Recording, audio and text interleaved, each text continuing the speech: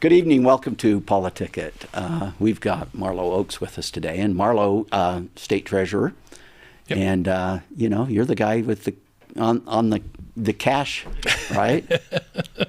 So let's talk a little bit about you, Marlo. Just briefly, where are you from? What motivated you to be in this position? Because you're the incumbent. Yep. So grew up in Provo and went to BYU and studied economics. Served a mission in Hong Kong. First job out of school was in Hong Kong in banking. Really spent most of my career in investment management and investment banking. So were you finance major at BYU? Economics. Oh, you said that already. Yeah. Yeah. So econ, and then why Hong Kong? Because I had served a mission there. And you just decided, hey, I might. That's a great financial center, or, has been a great financial center, and so wanted to get some international. So did you learn Cantonese or Mandarin? Cantonese. Okay. And then I thought that's really Hong Kong. It's kind of changing a little bit now, isn't it is, now with the takeover. But. Yeah. Well, and Cantonese, you learn that, and it really messes up learning Mandarin, because I learned Mandarin after that. But I learned it because I'd learned Cantonese. I have a Cantonese accent and a Western accent on top of, trying to speak Mandarin. It's just a terrible combination. Oh, it is. Yeah, it's just awful. Well, I someone explained to me all the different tones and stuff that you have, and it's different between Mandarin and Cantonese. Yeah. But, very different. But when you're reading the language, it's the same. It's the same. Yeah. Yeah. So if you have a Cantonese speaker reading and a Mandarin speaker reading, you'd be like totally different sounds, but the words mean the same thing. Right. It's just really interesting. And so it really is that much different, though, huh? Well, they say it's about as close as English and Spanish. Oh, okay. So, it's really quite different, the languages. Pretty hard language to become fluent in, isn't it? As far as being able to read and write. Yeah, because you have to learn about 1,500 characters to be able to read, everyday kind of stuff. It's probably better to have 2,000 for a newspaper. But yeah, that's a lot of memorization. And yeah. So what did you do in banking then? So was that after undergraduate at BYU? Yeah. You had an economics degree, and then you immediately went into banking? Yeah. Yeah. So it was kind of mid-'90s, and derivatives were really kind of coming onto the scene. So I was working on a derivatives desk, fixed income derivatives, so interest rate swaps and currency swaps and that sort of thing. And it was a great experience. And it was at that time I just decided I wanted to be more on the buy side, on the investment management side. And so ultimately ended up coming back to the United States, lived in Los Angeles, and worked at a large insurance company in their investment group, and spent 15 years there. And Wow. It was a great experience, working on large institutional portfolios and insurance. And your wife Elaine did kind of some of the same stuff, right? She was really interested in that kind of thing, and she got into investment banking after, so worked at a large investment bank and got her Series 7 and 63 licenses, and so she just really enjoyed finance as well. Interesting. Yeah. So what brought you back to Utah and to the treasurer's office? So we were in Los Angeles, and we were always kind of behind the housing market, and we ended up in a 2-bedroom back house with like 4 kids. We felt like we were recreating Hong Kong all over again. Here you have this. Here you have this great job, and you have this crappy house. Yeah, exactly. So we just started looking at other, where would we move, and we came up in the summer of 2004, and we're like, wow, we could actually afford to live here, and I could commute back to Los Angeles, and so that's what we did. We bought a house here, and I commuted for 7 more years. You bought it at the right time, didn't you? Yeah. Because now it's there's no way. We couldn't do that now. But so commuted for 7 years to LA, and then found an opportunity here, closer to home. But Yeah, it's been kind of a wild ride. Well, and then David Dampshin, he steps down, right? Yeah. From the treasurer's office. And so there's it was a special election, right? Yes, yeah. We kind of went through the state central committee. So anybody who was interested could apply, and then the state central committee narrowed the 10 names down to 3, and those 3 names went to the governor, and then he chose the one. And he picked you. And he picked me, yeah. Right. And so is this your first election since then, or this is your second? Second. Yeah. So this is really my third election Right. in 3.5 years. So I'll be very That's grateful fun. when it's done. When it's done. Yeah. Yeah, fortunate. So what's your race like right now? I try to get out and meet with people and treat it as any other race. Did spend a lot of time during the primary going around to a lot of the events. You didn't have an opponent in the primary, did you? Correct. Yeah, I did not. So that was a relief, certainly, but still wanted to get out and make sure that people felt like they could come talk to me and knew who I was and make myself accessible. Well, I've been to a number of the Lincoln Day dinners and the of course the conventions. I went to several of them, but you're kind of a rock star at the local conventions, right? I don't know. I think probably your talks on ESG I think are always very well received. Let's talk just a little bit about that. What got you interested in that?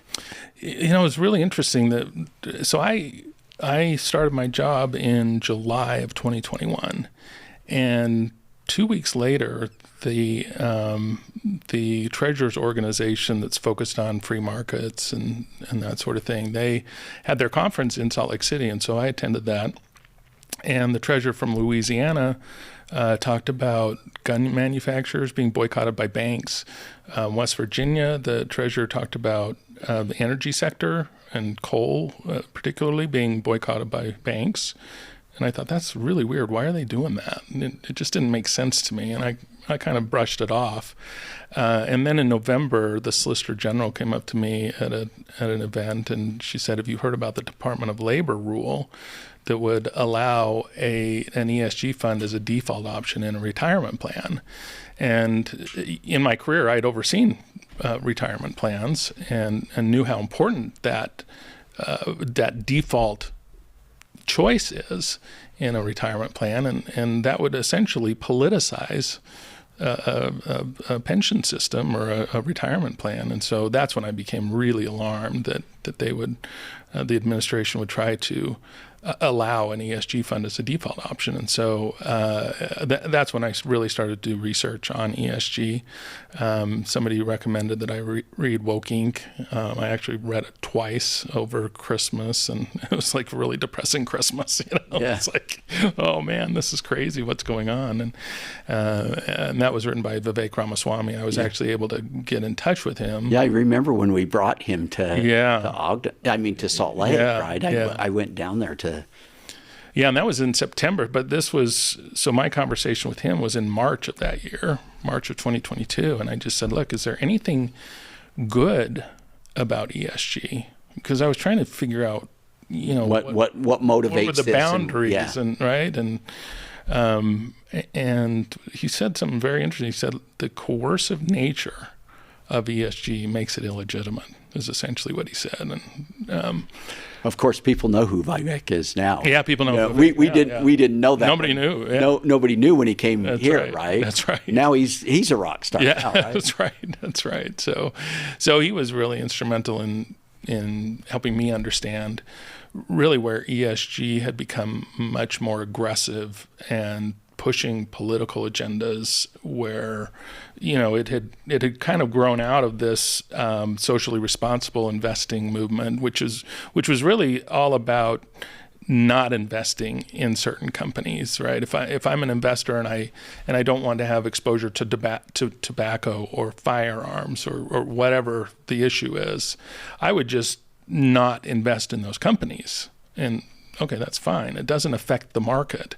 But what happened with ESG is, I think people saw those who were trying to push an agenda, saw that socially responsible investing really wasn't effective in changing companies to adopt policies. You had to be more, you had to get more capital on board to drive an agenda through the capital markets. You've got to get a lot of money. And so that's where ESG became very destructive, is that you got large institutional investment managers like BlackRock, Vanguard, State Street to commit to, for example, net zero and other agendas that they could then use the power of all of the capital that they manage to engage with companies and change companies. And so it was really... well, they became quite activist in terms of putting people on the boards of companies. Well, and threatening boards if they didn't adopt the policies that they wanted them to adopt. That was kind of the accountability mechanism, was to say, hey, we're going to vote against the board. In fact, it happened again this year with ExxonMobil. So ExxonMobil, and I was grateful to see this, they actually filed a lawsuit against an activist investor, Arjuna Capital. And Arjuna Capital had said, we're not long-term investors. We just take positions in companies to push an agenda. Right. They basically said that on their website. And so ExxonMobil said, hey, they're abusing the proxy voting system, right, where you take a position in a company so that you can vote on issues that come before the company. They're abusing this process, and so we are going to sue them. And that upset some of the blue state pension plans that said, hey, we are going to vote, and we're going to recommend other investors vote against the board of ExxonMobil if you're going to sue Arjuna Capital. And so this was a really important litmus test in the marketplace to say, how much have people stepped away from ESG and returned to their fiduciary duty to do what's in the best interest of shareholders? So in the past, the ExxonMobil board had received about 96% support through the proxy vote. But you're talking about CalPERS and New York teachers and some of these massive pension systems, right, largest in the country, wanting other investors to join them and vote against the board because of what the board is doing in trying to protect and do the right thing for shareholders. Yeah, like with ExxonMobil, like exactly exploring for gas. That's right. Yeah, right. Exactly. Doing their business. You know, right? kind of a clever thing for Exxon to be doing, yeah, right? That's right. I mean, their core business. So this year, when the votes were all counted, the support that the ExxonMobil board received was 95%. Oh, wow. It was only 1% change. So that was huge, because that really... So they effectively kind of shut it down. Exactly. And so that, I think, sent a really powerful message that institutional investors and other investors are returning to their fiduciary obligation to their shareholders and to the beneficiaries of the funds that they oversee. That was really important. Well, the political tide had kind of turned against this activist position, mm-hmm, right? Mm-hmm. As far as ESG concerned, right? Yeah, I think a lot more pension systems and other large investors recognized don't problems. Play politics with our money. We can't take sides with people's money, and I think that's one of the things that. Well, do you think that was a result of some of the poor performance of some of these funds at BlackRock and other places? Or yes and no. I think there was. I think that played a role in it, but so much of the damage with ESG had nothing to do with ESG funds, because they were taking capital that was invested in index funds. So they're not excluding companies, right, based on ESG. They're taking all of that money that's invested in an index fund and then engaging with companies like ExxonMobil and telling them to cut oil production by 20%. That's where the damage was done, and it was done in the back rooms outside of even the corporate proxy voting.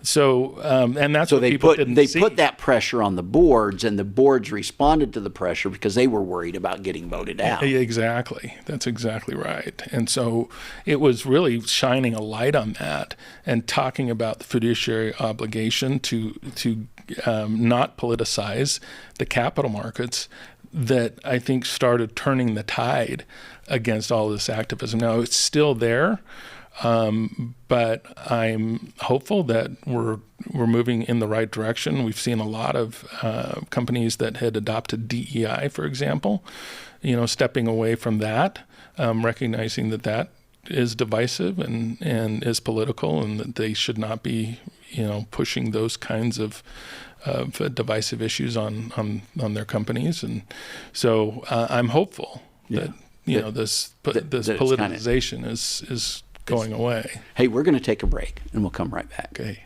Thank you.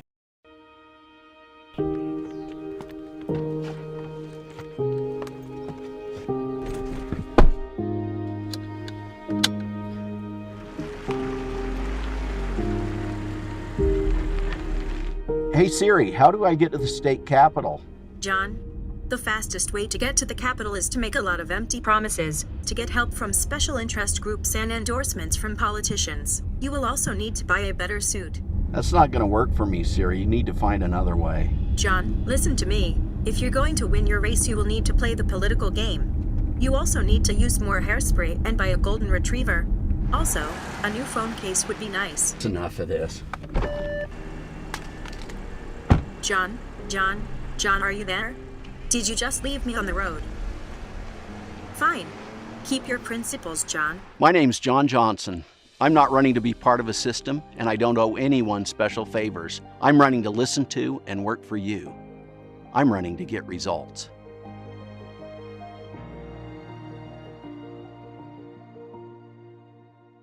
Welcome back to PoliticIt. We've got Marlo Oaks with us. Now, Marlo, we were talking about these ESG funds and kind of this what's going on right now, and this is really across the political spectrum, because we're talking about DEI. We're talking about of course, ESG funds are related, right? Mm-hmm. But you've actually gained a reputation across the country on these issues, right? Yeah. And I know you've had a couple of op-eds that got published in the Wall Street Journal talking about this. Why do you think that attention's come to you? Well, do you have a particular background that others? Yeah, I mean it's really because of my work experience in the investment markets. There's only one other state treasurer that has institutional investment management experience. I have what's called the Chartered Financial Analyst designation, and the Chartered Alternative Investment Analyst designation. So that combination is really rare.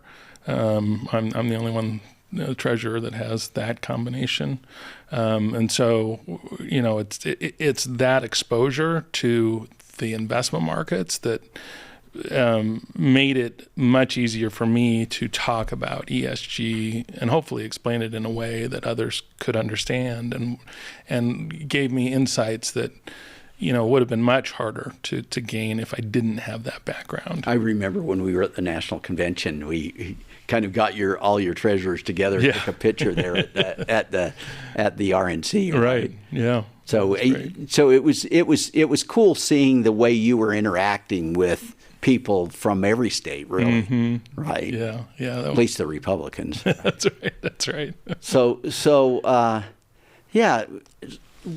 what other things have you done as treasurer that have brought that? What do you see as some of your key accomplishments as state treasurer? It's interesting if you think back before the Biden administration, the treasurer role has never really had to deal with politics like I have since the Biden administration. Because what happened with the Biden administration was suddenly all these efforts to push politics into business and force companies to adopt, or investors to adopt, certain policies and how they invest their money, what they could and couldn't invest in, for example, oil and gas, and trying to shut down capital going to certain sectors. This was unprecedented, and it still is unprecedented what's going on. So the E in that's the environmental, right? Exactly, and what's social and government, exactly, right? That's right, and what we see is a corruption of terms, and a changing of terms. So with ESG originally, it was about, the E was about companies not polluting, for example. Right. And that's, of course, something that everybody agrees on. But that morphed into, we can't invest in oil and gas or energy. Totally different, right? And now you're talking about how capital is allocated and trying to change the system of how a free market works. If you are suddenly now coming in top down and saying, well, this sector shouldn't get capital, or we have to cut the amount of capital that's going to this sector, that's not a free market system. Right. That's a top down system, right? Central planning. And yeah, and who determines that? Exactly. Who keeps score? And it's nice when markets do, because then financial incentives kick in. That's right. And there's tremendous efficiencies that happen. And why is that important? Because efficiencies lead to lower prices. It's the competition and that allocation of capital going to sort of the best projects. Once you step in and try and change that, it really has a lot of detrimental impacts, and we saw that with higher oil prices, and we saw it with the housing crisis. Yeah, when we see people being put on the Exxon board that are against energy, exploration, for instance. Yeah. You say, well, what in the world? I mean, what's the primary goal of that company? Yeah. Right. Yeah. It's really kind of bizarre, and that's one of the messages that I've tried to convey to people, is that ESG looks like it works within our free market system, but the reality is it will replace it. Right. Because you now have large pools of capital. It's really who has the most money wins, that come in and says, here's what you can and cannot do. Yeah, all of the things I think that the Marxists complain about as far as capitalism, crony capitalism. Oh, right? yeah. So it actually accelerates that. Absolutely. But it does it in a way that favors the political group, right? Yeah, the rather than the people who own the capital. That's right. Right. That's exactly right. And that was the problem with State Street, BlackRock, and others, because they control these massive pension funds so they were using our money exactly to fight against us. That's right. And that's why the fiduciary duty is so important. Fiduciary standard. When somebody has that duty of loyalty and care to somebody else, when you're managing money for other people, you owe them a fiduciary duty to make decisions in their best financial interests, not based on some agenda. That means to maximize shareholder value. Yeah, right? I mean, as a board, your loyalty is to the shareholder. Why is that important? Because the shareholder is at the bottom of that, the pecking order of who gets money. You have all these stakeholders, stakeholder capitalism, right? This term that people have latched onto and said, oh, this is the greatest thing. We've got to move to stakeholder capitalism. The problem with that is that traditional capitalism already recognizes all those stakeholders.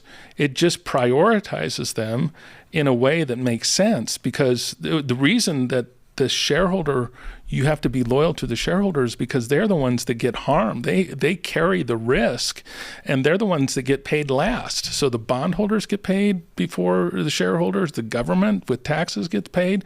Your customers get paid. Your employees get paid, right? And you, of course, want to take care of the communities in which you operate because you want to have a good reputation with those folks. So all of these things are already in stakeholder capitalism.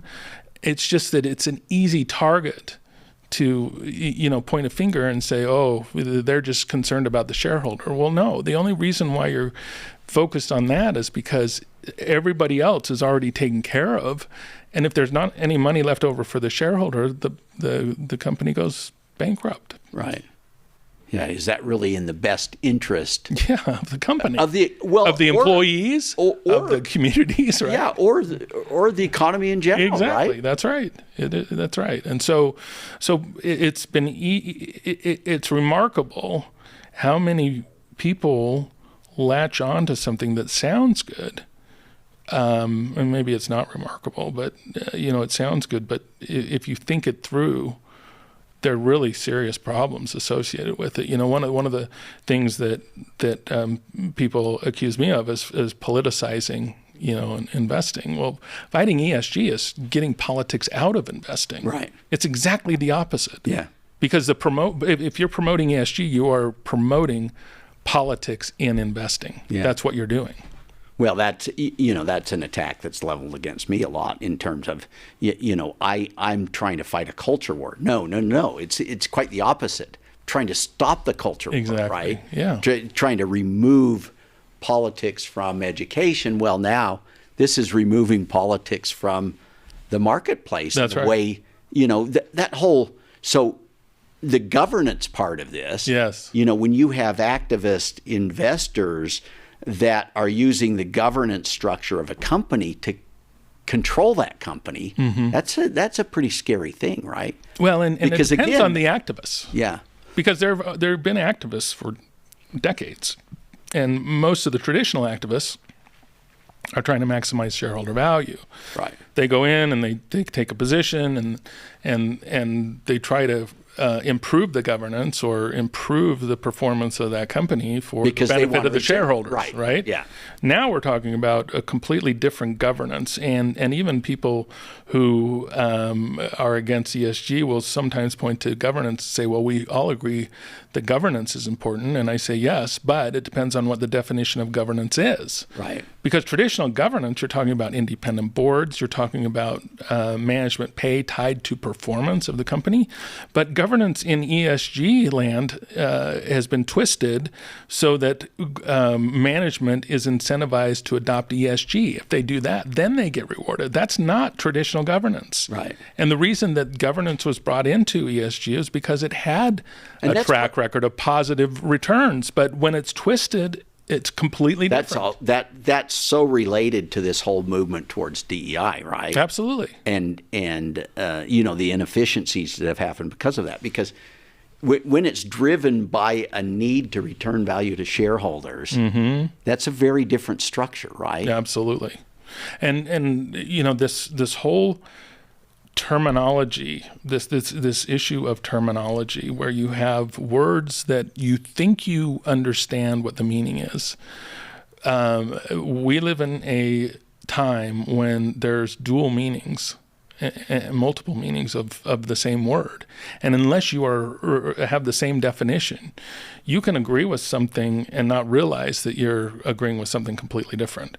Friedrich Hayek talked about it in his essay, The End of Truth, back in the 1940s, and he said one of the best ways, and I'm paraphrasing, one of the best ways to drive an agenda is to use words that people think they know, but then change the meaning to bring them along to your outcomes that you want. And that's exactly what we're seeing today with things like DEI and ESG. People think, it means the environment. We're taking care of the environment, blah, blah, blah. No, it means something completely different. Right. Well, sometimes we use soft words for dark deeds. Yeah. So, Marlo, we're about out of time. So what are the other things that you would tell voters in terms of your accomplishments in this office? I mean, this is a big one, right? Because you've been such a national leader on this issue. But what are some of the other things? Well, what we've seen in our economic system is really this federal overreach, the federal government trying to push agendas through the capital markets onto businesses, right? This whole ESG movement. I think even land issues, so natural asset companies was another one that I worked on in exposing what the New York Stock Exchange was trying to do and really shutting down productive activity happening on land. All of these issues are related really to economic freedom and our ability to operate in the marketplace as independent, free actors. And it's really the treasurer operating at the crossroads of politics and the capital markets that suddenly has become really important because of this federal overreach on issues that are important to all of us, and how we spend our money, how we make our money. Do we have the choices that we have had in the past, or are they going to somehow be dictated to us? Things like a central bank digital currency that's happening in China, and what can we do about that? All these efforts to control people's lives. The economic system is one of the key levers in that whole thing. But I'll tell you, I think one of the greatest dangers that we face is this attack on our First Amendment. Because if you can stop free speech, you can destroy the economy, because really the information flow is at the heart of our capital system. If you go to a trading floor in New York or anywhere they're managing money, you're going to see all of these computer screens with information flowing there, because that's the foundation of capital. Our capitalist system is getting information. If you can drive censorship, you're destroying that foundation of economic freedom, and of course it reverberates all through the economy in all sorts of different ways. But to me, that's one of my biggest concerns, is just the attack on free speech in general in this country. Yeah, it's funny how that's going. I heard John Kerry the other day basically saying that we kind of got to get rid of this First Amendment because people are going to destroy the planet. And you think, well, doesn't truth? Yeah, misinformation, right? Yeah. This whole idea that misinformation is somehow an existential threat. People have got to recognize that the way you get through misinformation is to have more information that you can digest to get to the truth. Yeah, it's not to have somebody tell you what is misinformation. Right. Some government actor saying, "Oh, I'm going to determine what people are going to hear," because right. that's exactly what they're doing in China. That's exactly right. Right. That's exactly right. And you and I are smart enough to discern. If we get enough information, we can figure out what is right and what is wrong, and what's credible and what isn't credible. There's all this talk of credible sources. Well, what does that mean? What does it mean, and who's telling you what a credible source is, right? You have your own reputation. There's right? a marketplace of ideas, right? That's exactly right. And the best ones tend to rise to the top. Exactly. And so we need to be very concerned about efforts to silence voices, people that aren't credible, that are squawking or whatever, right? They'll get ignored over time, and people figured out that what they're saying isn't true. This is more true, right? And yeah. And so I just think the effort to silence people is really dangerous, and we should all, I don't care who you are, we should all, as Americans, stand up against that. Now, I think that means sometimes we have to listen to things we don't like. That's right. Right. That's right. And we have to listen to things that offend us personally. That's right. That's right. But that's the very speech you don't want to shut down. That's right. Right. That's right. And Edward R. Murrow said the right to be wrong, it was one of the first rights that was done away with in all systems that went down the road of totalitarianism. You and I have a right to be wrong. And that's what we have to protect. If the only way we can speak is if we're right, that's a really scary world, because somebody's going to come along and say, "Oh yeah, no, he didn't get all this right," and you get thrown in jail for not being 100% accurate. Nobody's going to say anything under that. It's the right to be wrong. Yeah. Is what we have to protect. Well, and we have to pursue truth. Exactly. Right. That used to be the goal of universities. In fact, you look at Harvard, it says Veritas, right? Yeah. And somehow the goal has shifted from a search for truth to some social justice agenda, right? Yes. And the pursuit of truth means that we have to listen to voices we don't agree with. That's right, because there may be some truth there that we hadn't considered.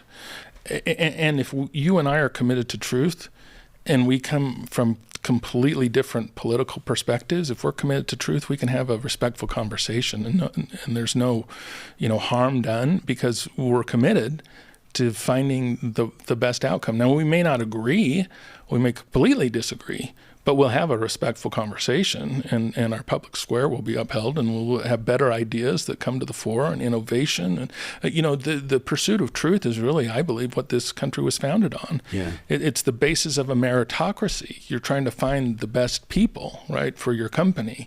You're looking for the truth wherever it is, and capital is allocated based on, where am I going to get the best return given the risks that I'm looking for. And I mean, it's a concept that permeates our country, and the fact that it is under attack should concern all of us, because that's the foundation of America. Right. So I believe that the pursuit of truth is absolutely fundamental to everything that we stand for as a country. Yeah, very good. Well, we're out of time.